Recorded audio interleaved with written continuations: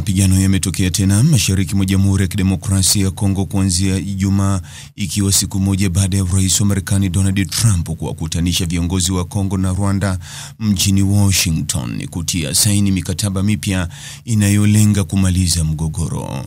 Alhamisi iliyopita Desemba 5 mwaka 2025, Rais wa Kongo Felix Tshisekedi na Paul Kagame wa Rwanda walithibitisha ahadi zao kwa makubaliano yaliyofikiwa Juni mwaka huu ili kuleta utulivu katika nchi hiyo na kufungua njia kwa uwekezaji zaidi wa madini wa magharibi. Tunasuluhisha vita ambavyo vimekuwa vikiendelea kwa miongo kadhaa, alisema Trump, ambaye amewaita viongozi hao ili kuhakikisha wanafikia makubaliano. Hata hivyo, mapigano makali yameendelea huku pande zinazopigana zikilaumiana.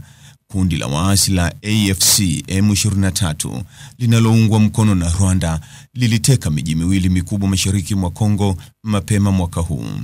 Vikosi vinavyounga mkono serikali ya Jamhuri ya Kidemokrasia ya Kongo vimeendeleza mashambulizi yao katika maeneo ya Kivu Kaskazini na Kivu Kusini, huku vikitumia ndege za kivita, ndege zisizo na rubani na mizinga, imeandika kwenye mtandao wa X. Msemaji wa jeshi la Kongo amelithibitishia Reuters ya kwamba mapigano yametokea Ijumaa katika eneo la Kaziba, Katogota na Rurambo katika jimbo la Kivu Kusini. Kuna wakazi wanakimbia makazi yao Luvungi kutokana na mabomu ya jeshi la ulinzi la Rwanda. Wanabomoa bila kujali, amesema. Wawakilishi wa jeshi la serikali ya Rwanda hawakupatikana kuzungumzia swala hilo. Ofisa mwandamizi wa AFC M23 ambaye hakutaka kutajwa jina lake ameielezea Reuters kwamba waasi wamerejesha udhibiti wa mji wa Luberika na wamedungua ndege isiyo na rubani ya jeshi la Kongo.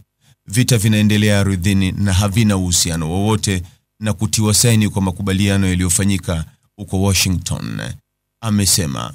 Mtazamaji, ni yapi maoni yako kuhusiana na taarifa hii? Andika maoni yako katika sehemu ya ujumbe hapo chini. Like na subscribe pia ili uwe wa kwanza kupata habari wa chungu tele.